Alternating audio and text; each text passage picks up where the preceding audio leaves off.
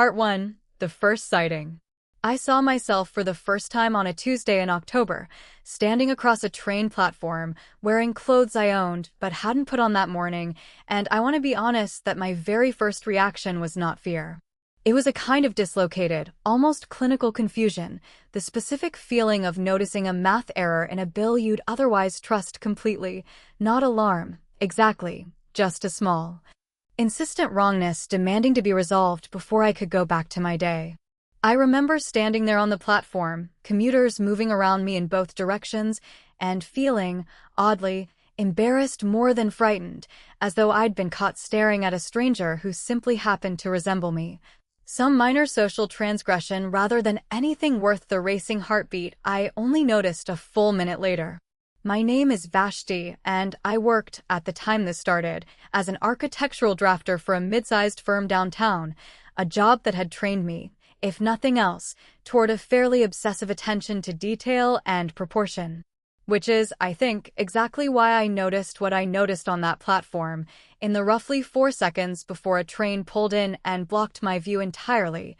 The figure across the tracks was wearing my gray coat, the one with the mismatched button I'd never gotten around to replacing, third from the top, a detail small enough that I doubted even my closest friends had ever consciously registered it. The figure's hair was parted the same side as mine. The figure was standing with the same faint, habitual lisp to the left that I'd been told, more than once, made me look perpetually on the verge of walking away from whatever conversation I was in. I want to describe my life in the weeks immediately before that first sighting, because I think the ordinariness of it matters for understanding how disorienting the whole experience became. I was 34, single by choice more than circumstance, close with my sister Autoline in the specific, easy way siblings sometimes manage once they've both grown past whatever competitive friction defined their childhood. I liked my job. I liked the specific, exacting discipline of translating a client's vague wishes into precise, load-bearing lines on a page. Nothing about that period of my life suggested any particular vulnerability to the kind of unraveling that followed, which is, I've come to believe, either meaningless or exactly the point, depending on which explanation for what happened to me eventually turns out to be true. When the train pulled away, the figure was gone. I told myself, the way anyone reasonably would, that I'd seen someone who simply resembled me from a distance, dressed in coincidentally similar clothing, and I went to work, and I mostly succeeded in not thinking about it again until the second sighting. 11 days later, considerably closer and considerably harder to explain away. Part 2. The Second Sighting. The second time was in my own apartment building, in the hallway outside my unit, at just past 11 at night, coming home from a late dinner with a friend. I remember the specific, mundane details of that walk down my own hallway before I saw her, keys already out, half my attention still on a text message I was composing, the kind of automatic, unthinking transit through a familiar space that most of us move through dozens of times a week without ever really looking at it.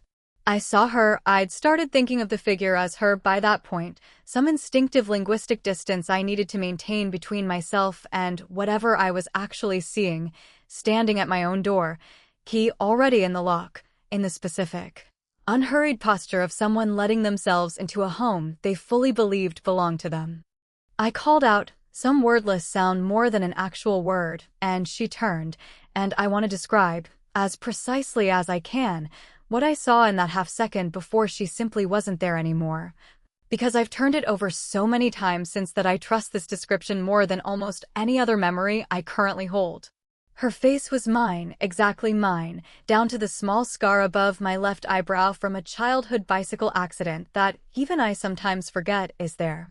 But her expression, in that half second, held something I don't think my own face has ever actually held, at least not that I've witnessed in a mirror, a flat, patient hunger, entirely undisguised. The specific look of something that has been waiting a very long time and has just realized the wait is nearly over. Then the hallway was simply empty, my own door standing ajar, though I distinctly remembered locking it that morning, and I stood there for a long time before I found the courage to actually go inside and check that nothing had been disturbed. I remember standing in that hallway, keys still gripped in my shaking hand, running through every possible mundane explanation I could construct. A neighbor who resembled me more closely than I'd ever noticed, some trick of the hallway's poor lighting. My own tired mind filling in details that hadn't actually been there. None of those explanations survived contact with the specific, exact scar above her eyebrow, a detail no coincidental resemblance should have been able to reproduce. Nothing had been disturbed inside. That was, somehow, almost worse than finding evidence of an intruder would have been. An apartment exactly as I'd left it.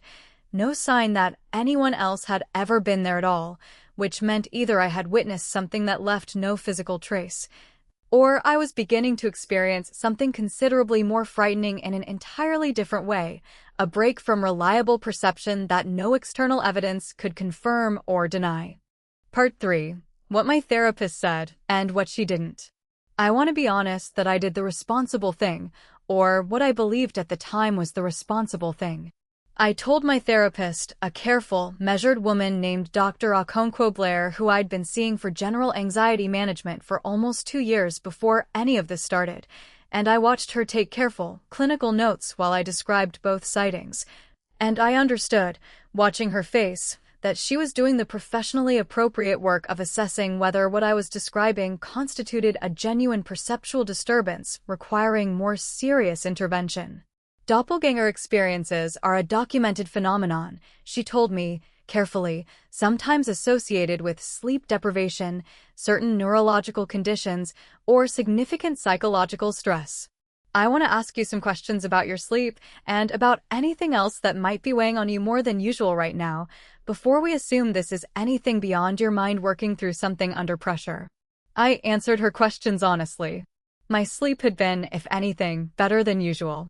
My stress levels, by any measure I could identify, were unremarkable. A demanding but manageable workload, no significant life upheavals, nothing that obviously explained a sudden onset of vivid, specific, doubled perception. She walked me through a brief neurological screening, checked for any history of migraine with aura, any family history of conditions associated with otoscopic phenomena, any recent medication changes that might account for a perceptual disturbance this specific. Every answer I gave her narrowed, rather than widened, the list of ordinary explanations available to either of us. She scheduled a follow-up, recommended I keep a detailed log of any further incidents, and sent me home with the careful, professionally appropriate uncertainty of someone unwilling to either fully validate or fully dismiss an account she had no clean framework for evaluating. I remember driving home from that first appointment feeling, strangely, worse rather than better for having spoken to a professional about it. Some part of me, I think, had been hoping for a confident, reassuring diagnosis, any diagnosis, rather than the careful, open-ended uncertainty I actually received. I kept the log. I want you to understand, reading the rest of this account, that I did try to approach what was happening to me with exactly the kind of careful, rational documentation a good scientist or a good architect would bring to any unexplained anomaly. It did not help nearly as much as I'd hoped it would. Part 4, the third sighting and the fourth and the fifth. The sightings accelerated after that. I saw her a third time less than a week later, in the reflection of a darkened office window at work, standing directly behind me in a room I could visually confirm, turning around, was actually empty. I remember the specific vertigo of that moment, turning to face the empty room, then turning back to the window to find the reflection gone, then turning a third time, unable to fully trust either version of what I'd just seen. My colleagues on the other side of the office glancing over with the particular concern people show when they notice someone spinning in place for no visible reason. I saw her a fourth time in a grocery store, at the far end of an aisle, watching me select produce with an expression of mild, detached curiosity, as though she were the one conducting an anthropological study of an unfamiliar species, rather than the reverse. I stood frozen for what felt like a very long time, a bag of apples still in my hand, watching her watch me, until another shopper's cart rounded the corner behind her and she was simply gone, the aisle empty, the other shopper glancing at me with polite, uncomprehending confusion at whatever expression I must have been wearing. I saw her a fifth time in my own bathroom mirror, my reflection lagging, for just a fraction of a second, behind my actual movement, a half-beat delay that resolved, by the time I'd fully processed what I was seeing, back into ordinary synchrony.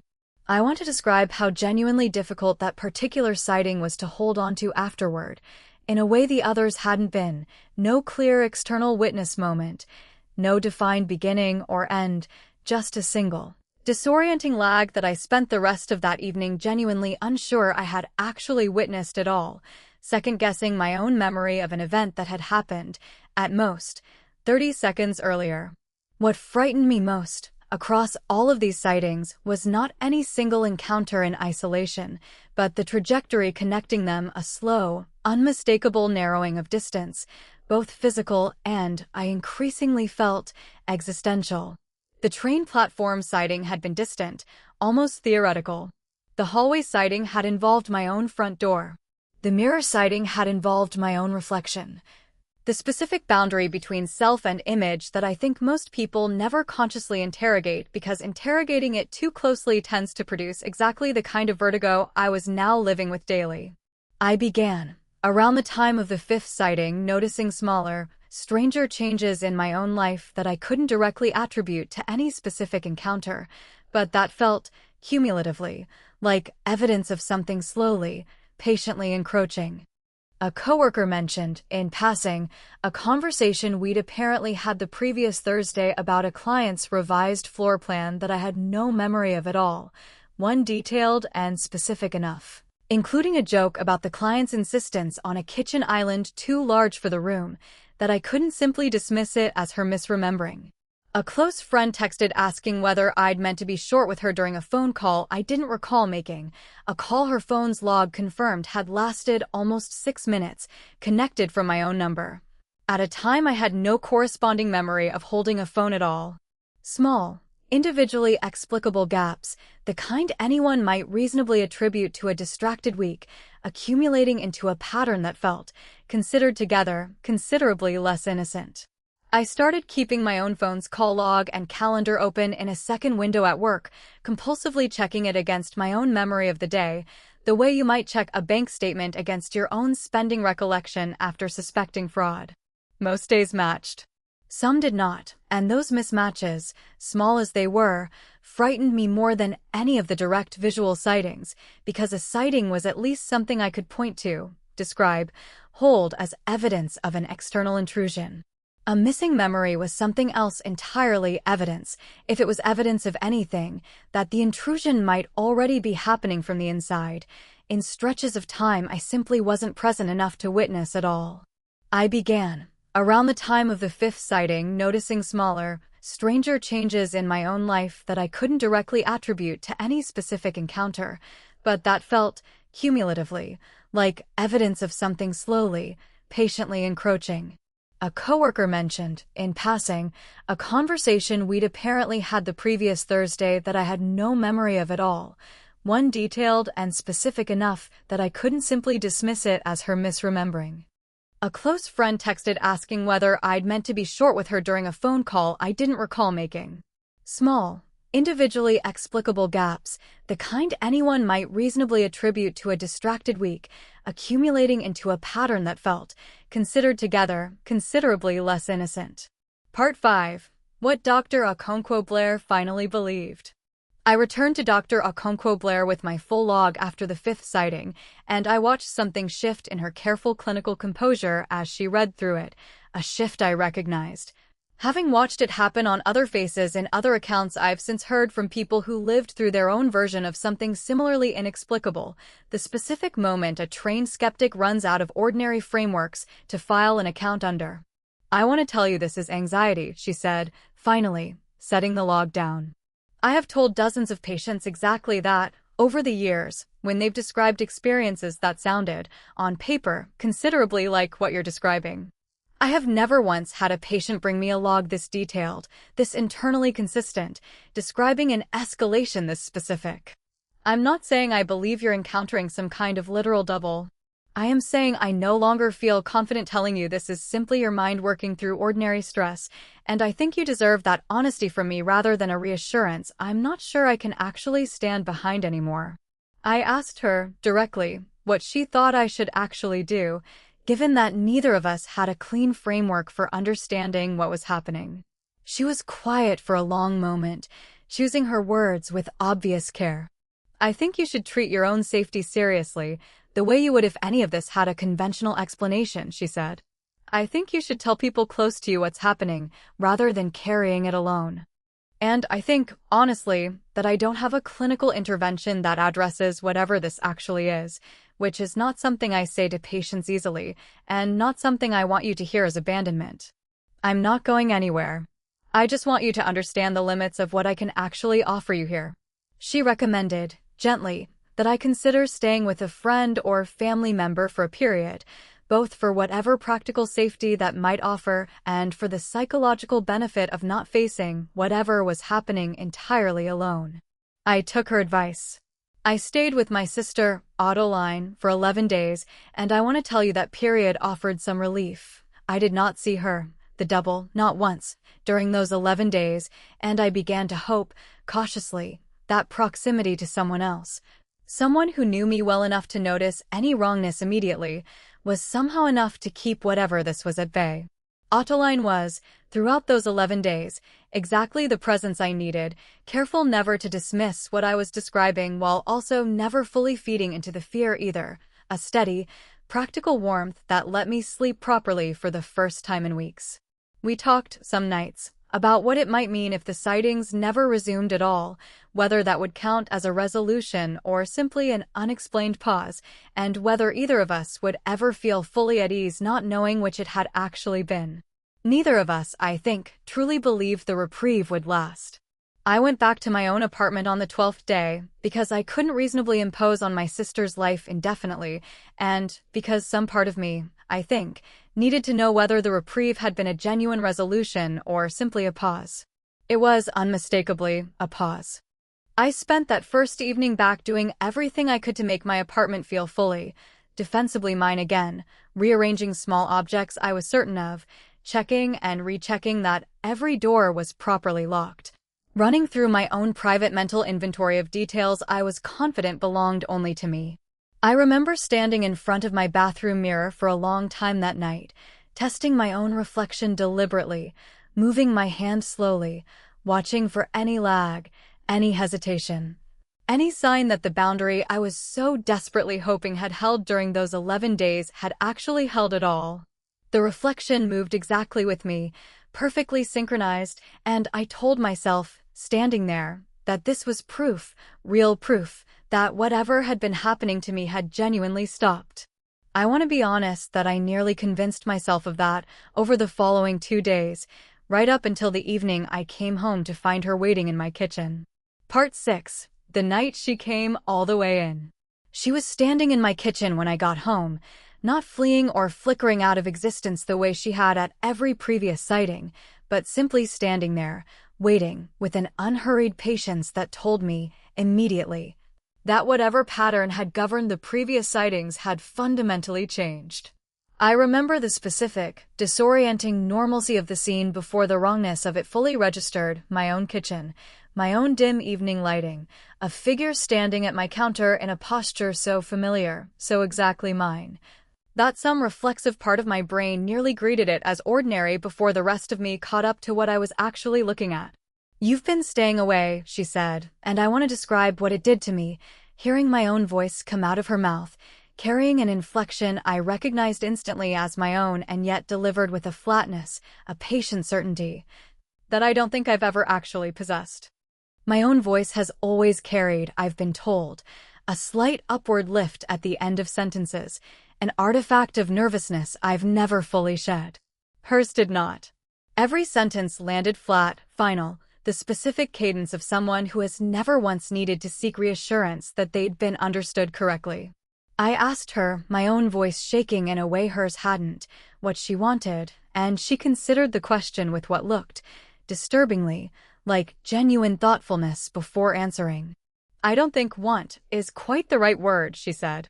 "I think I'm more like an understudy who's been waiting in the wings a very long time, watching you rehearse a role I could perform just as well, maybe better, given the chance. I don't hate you. I don't think this is really about hating you at all. I just think, eventually, understudies get tired of only ever watching from backstage, and I think you're going to find, the longer this continues, that the line between us is considerably less solid than either of us has ever wanted to believe.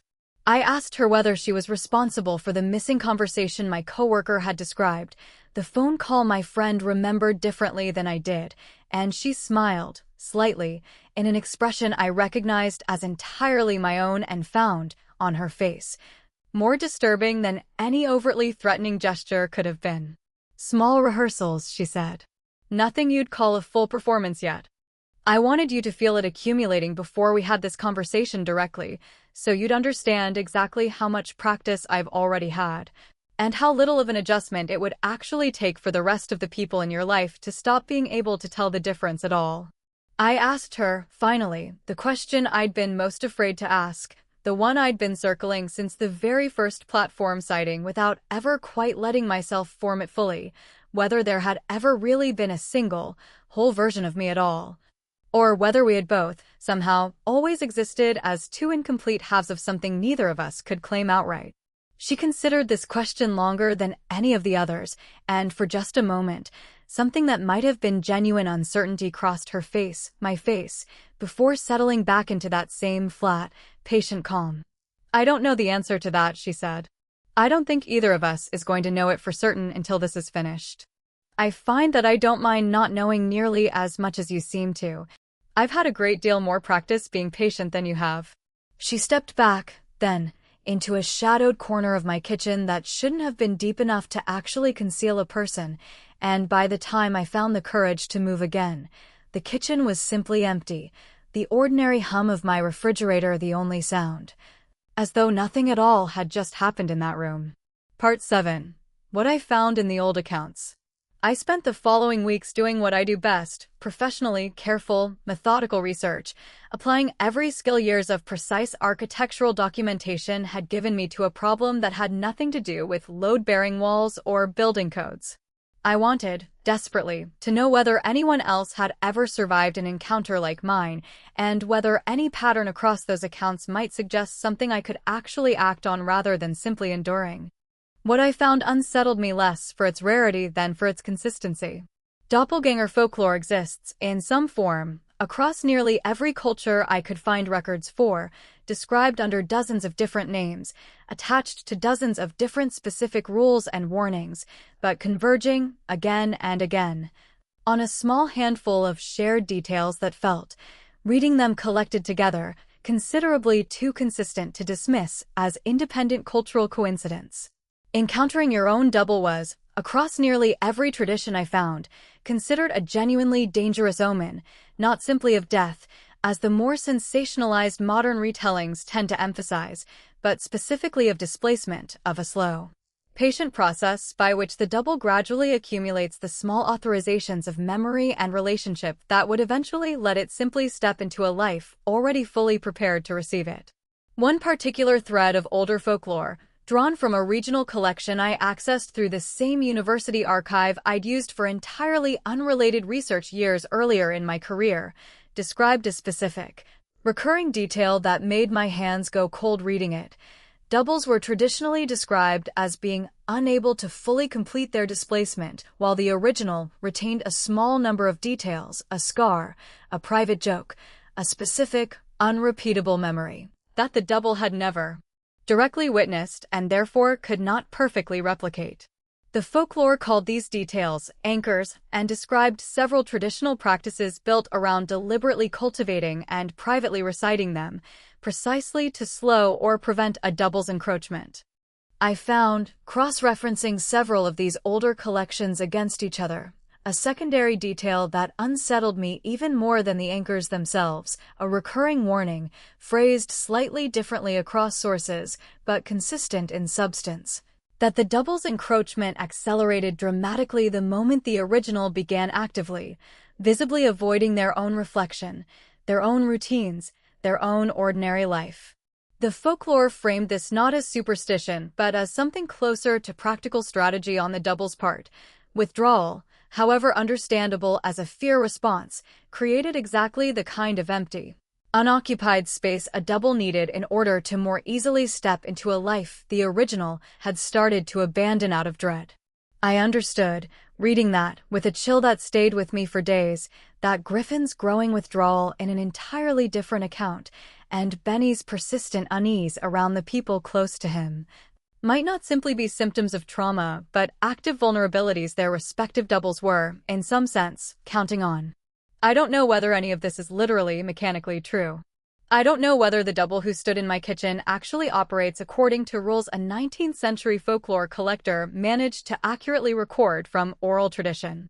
But I found myself, reading those accounts, recognizing something of my own encounter in them clearly enough that I began, that same week, building my own careful list of anchors, the specific, private details I was certain she couldn't yet fully access, cataloging them the way I might catalog load points on a structural drawing, methodically, exhaustively, because methodical exhaustiveness was the only language of safety I actually knew how to speak.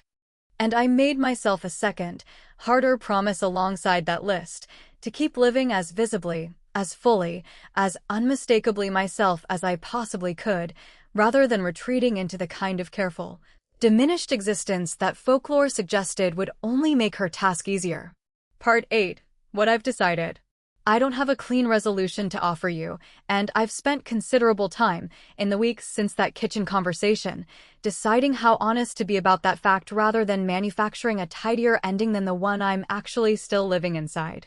She did not attack me that night, did not attempt to physically displace me in any way I could point to as a discrete, describable event.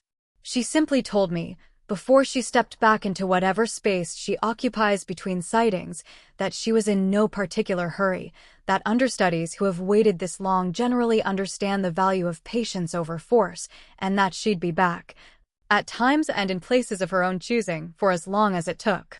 She has been back twice since, though considerably more briefly than the kitchen encounter, and both times I noticed, she seemed to be testing something rather than simply announcing her presence.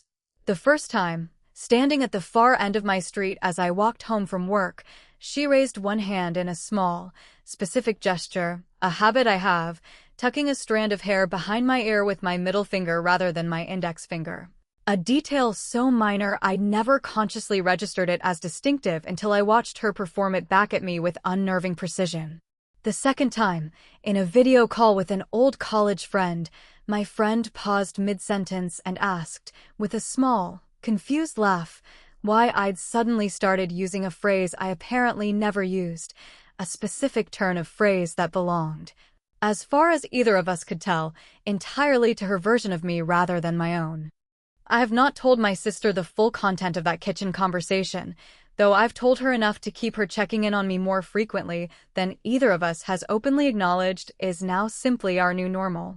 I have continued seeing Dr. Okonkwo Blair, though our sessions now spend less time on whether what I'm experiencing is genuine and more time on the considerably harder question of how a person is supposed to keep functioning, keep working, keep maintaining relationships, while living with the specific, daily uncertainty of not knowing whether every small gap in someone else's memory of you is ordinary human forgetfulness or evidence that the boundary between yourself and whatever's been rehearsing your life from the wings has quietly, incrementally moved again. I've started, recently, doing something I recognize as its own kind of small, private ritual, though I'm not fully sure yet whether it actually protects me or simply gives me the comforting illusion of doing something in a situation that may not actually be governed by anything I can meaningfully act against. Every night, before I sleep, I say a handful of specific, private details out loud to myself.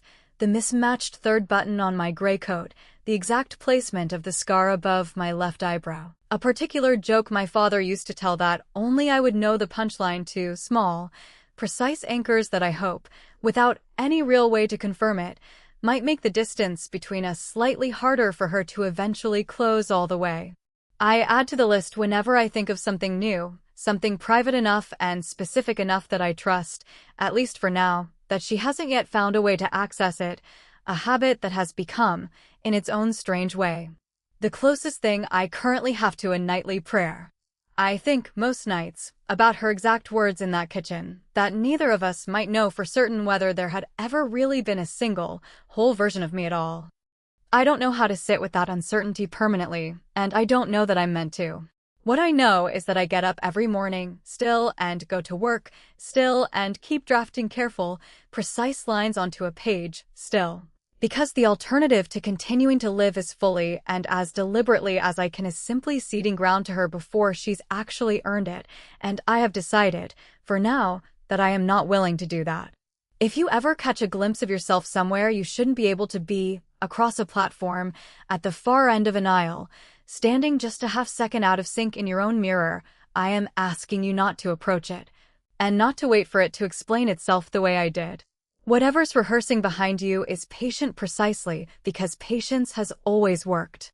Don't give it more time to practice than it's already had. Start your own list of anchors tonight, before you ever need one. I wish, more than almost anything else, that I had started mine sooner than I did.